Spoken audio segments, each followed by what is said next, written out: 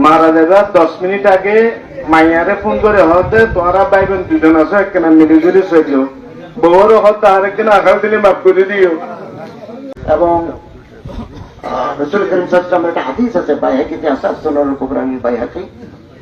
সাহাবী জিজ্ঞাসা করলেন, ইয়া রাসূলুল্লাহ, বেশি মানুষ জান্নাতে যাবে কোন আমলের বরকতে? হযরত বলেন, দুই আমল।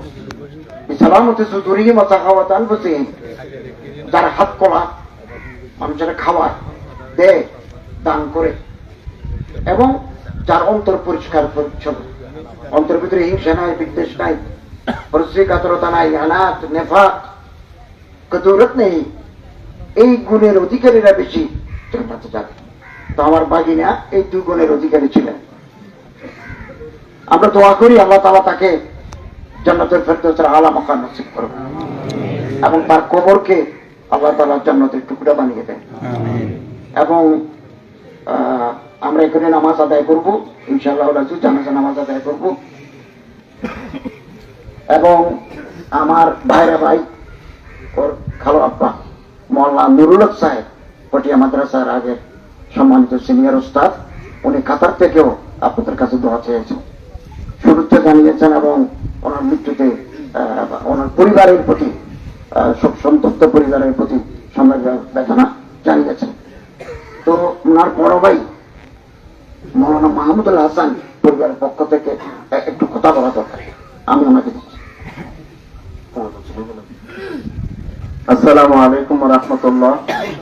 আই পরিবারের পক্ষ তুন আদি এত কথা হইবার মতো তোমার খুব শক্তি নেই, তারপরেও হই ওনারা আর পাইয়ার হনা হতাবাত্রা হাজে যদি হনডলিয়া কষ্ট পাই তখন ওনারা ব্যাগুনে কেন ক্ষমা করেছেন। আর ভাই দুনিয়া তো যাবে আর কল্পনা নাও করি মারা যাবার 10 মিনিট আগে মাইয়ারে ফোন করে হতে তোমরা ভাই বোন দুজন আছো একখানা মিলিজুলি চলিও বউরও হতে আরেকদিন আঘাত দিলে মাফ করে দিও। এর দূর হইল 10 মিনিট পরে একটা গেল আর ভাই তুই যদি হনি গিয়ে হনো পাওনা তখন আল্লাহ আর যথেষ্ট দিয়ে অসুবিধা নাই, ব্যাগ গুনা আর যোগাযোগ করিবেন ইনশাল্লাহ। আর যেটুকু চেষ্টা করছেন দিকে নেবেন, যথাযথ যেতে পারে তাড়াতাড়ি দিকে লেভেলের চেষ্টা করছেন, ওনারা আর যোগাযোগ করিবেন। আর ভাইয়ের কেন আন্তরিক ভাবে ক্ষমা করে দিবেন, দোয়া করিবেন, ইয়ানি